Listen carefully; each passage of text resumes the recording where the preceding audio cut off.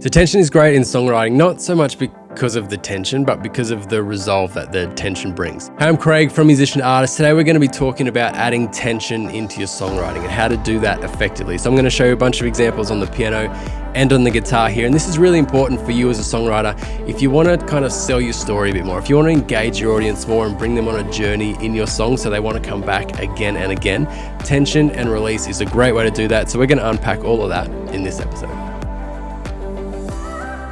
And for some reason, we just love a bit of resolve, don't we? We love things to feel complete. We want a job to be finished. So as the song kind of rolls through, we get to that big chorus, we get to the end of the song, we feel like there's been a really good resolve, then we're happy. But it doesn't feel completed if it's never broken to start with. I was chatting to a mate the other day about the movie Air, which is all about, creating the Air Jordans. We know the end of that story. We know that Nike created the Air Jordans, but during that movie with the tension, they're like, oh man, is Michael going to sign with Converse? Like, how's this going to happen? But they built up tension so well. Even though you know the result, it just felt so great once he actually created the Air and they went through all the controversy to get the Nike Airs happening. You felt this great resolve, even though for a time there, you're like, man, Converse will definitely win this battle. My daughter, am I telling too many stories here before I get into it? We'll see. Hang with me for a sec.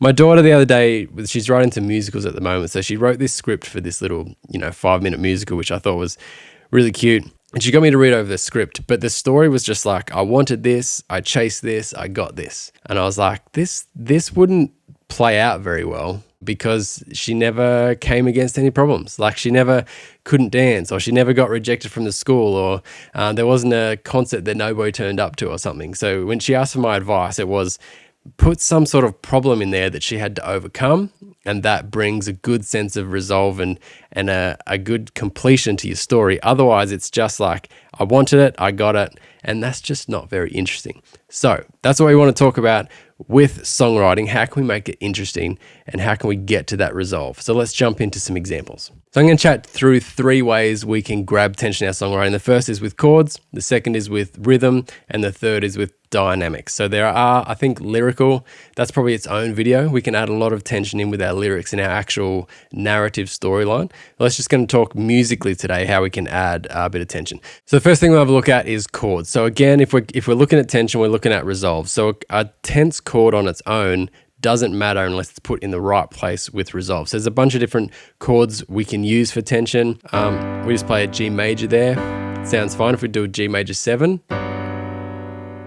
it sounds tense, but sounds great if you then resolve it. We can look at a G sus 4, tense, sounds good with resolve. G sus 2, tense, resolve. But it does matter where you kind of put that in your progression. If you just randomly chuck that major 7 in, it's got to be off the back of some sort of landing, some sort of resolve. So the other really good way to do it is to put in an alternate bass note. So if we're in this key of G, the classic one to bring back that G and make that sound really, really grounding and at home is if you did a progression that went like, and then it was like. So what I did there is use the 5th chord, but I used the 7th, which is like that major 7 we're talking about, 1 semitone away from the G. So it clashes. Not a nice chord on its own, but if used right before the G, creates a really nice bit of tension there. The other thing you can often use is the 5 chord in general as tense chord. So if you're using it as a party progression, it sounds fine. But if you did a progression that you used, I wrote a song the other day that was like 1, 6, 4, then back to 1, and then when you get to the bridge, if you go to 5, 4, sounds all right, back to 5 is tense, and then you can resolve on the 1.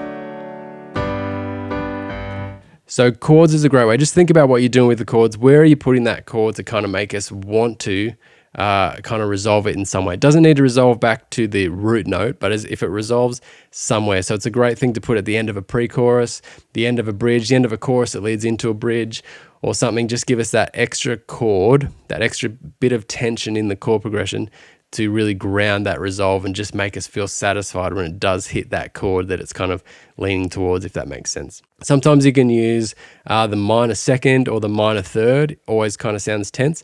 Again, depending on where you use it.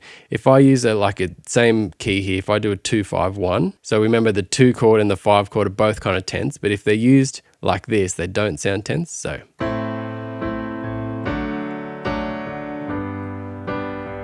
that's not that tense.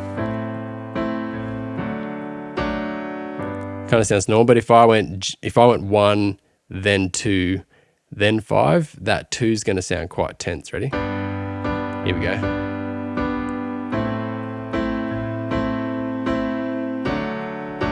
Doesn't sound great going to the 5 there. But yeah, it depends where you use that chord to bring in tension. So I'd use major 7s, I'd use alternate bass notes, suspendeds, minor second, or minor third.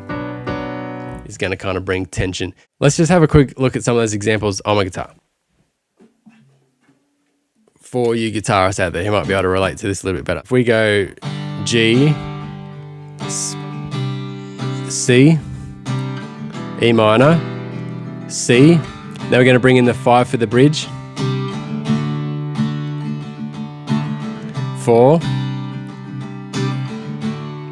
5, and then we'll bring in the 7. So that was a D over F sharp. To bring in that G, or if we did a progression that used 1, 2, 3, and then 4. So that's 1. Bit tense. It builds the tension. So it's all about where you put that chord, but you just want to give something that leads it on.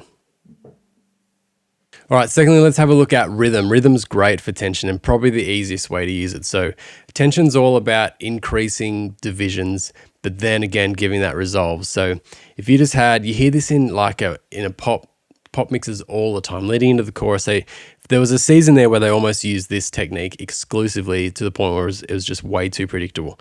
But if you use it well, it's still really, really effective now. So kick drum, if you got that in the verse, you get to the pre-chorus, just increase your divisions, right? So you've gone from quarter notes, 1, 2, to 1 and 2 and 3. And then, like this is what you hear in the dance all the time, right? So you got that, and then you increase that, and then you increase it again.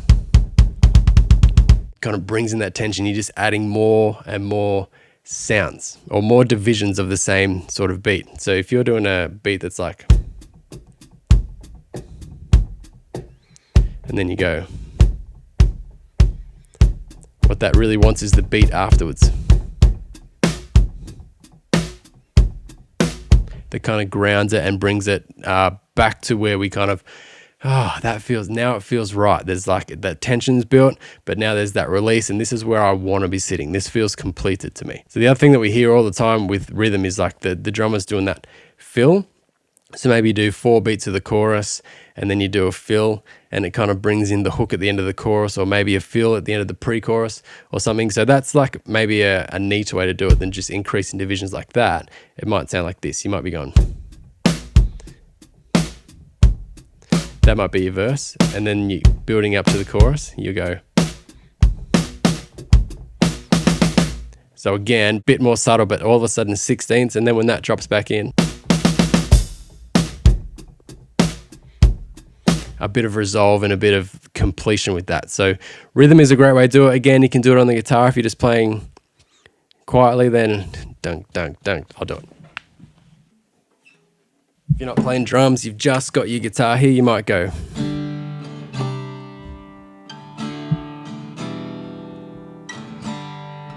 Build it up.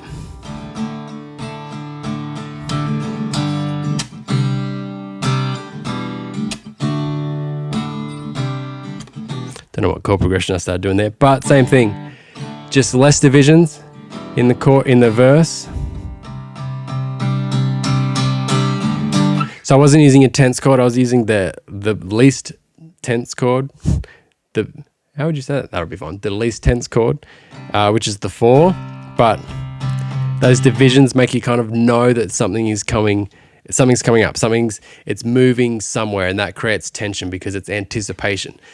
So tension is really about anticipation. You bring in what's happening, where's this story going. So in the movie Air, when he's doing contract negotiations with Converse and Nike, and they're kind of fighting off each other, it's that anticipation of what's going to happen, what's the best result for this. And in our music, the best result is a nice resolving answered question once it drops into that chorus or that verse or wherever you're building tension into. So third thing is dynamic. So this can lead a little bit into production, but I think it's really important to actually write this into the songwriting and not just leave it up to production to kind of come up with these things. So it's loud parts, it's quiet parts, it's adding more, it's taking things away so that your song kind of moves around. So classically, we're going to do a quieter, stripped back verse and a bigger chorus. And then our bridge can either go extra, like bigger again, or we can strip that right down and make it a super quiet part of the song. But bringing those dynamics in is probably the most effective way to bring that storyline, bring that tension and release in. So that's really effective in telling a story like this. Maybe you've got a verse that kind of drops out, but and it's just the guitar and the drums for halfway through the verse, maybe 4 bars, and then 4 bars in, the bass drops in, doo-doo-doom, doom. Straight away, we're going like, okay, something's coming. We've just added a new instrument, or maybe you bring a string line in, or you bring a tambourine in, or something adds. So it's not in a chord, it's not necessarily adding more rhythm, but it's adding more sound, it's adding more dynamic. So again, our anticipation starts to spike. We go, what's coming? We've just added something new. Where's this going to go? Like, what's the next step? And then again, when you drop into that chorus and all the instruments come in, you get that nice big release. But that started building halfway through the verse. So that started building halfway through the pre-chorus just by adding in instruments. And the opposite is also true. If you do a big chorus and then maybe you drop everything and the singer keeps singing at kind of full volume, full intensity, but all the instruments drop out and you just left with a big clap, or maybe just the bass or just the kick drum or something, all of a sudden you've got, when everything drops out, you get that same sort of tension, like, oh, where's it all gone? I need that back, I need that groove, I need that rhythm. So you're punching out a chorus, a nice big strong bridge, all the instruments are dropped away, you're just waiting, when's it going to come back, when's it going to come back? And then when it finally does, you get that nice big release. So that's used a lot because that is quite an intense, bit of intense tension. Can you say that? Where it's like, oh, I really need that back. What you just gave me, I need it back. And then when it does drop in, you get that final big chorus when you can just go crazy. And it works because of the big gap before it. So if you're just building, it's really hard to get a big climatic last chorus if you haven't kind of given a space to appreciate what's there, if that makes sense. So we can do it with chords. There's lots of different chords like I showed you. We can do it with rhythm, increasing and decreasing divisions of your rhythm. And the third one is using dynamics. And we really have to make sure we're using all of these together. If we're just using one of these, it's not going to be very effective. Just 2 even, not that effective. We need to be using all these, and there are 1,000 other ways to do it as well. But hopefully this gets you thinking, just what can you kind of bring out, take away, to make sure your fulfillment is greater?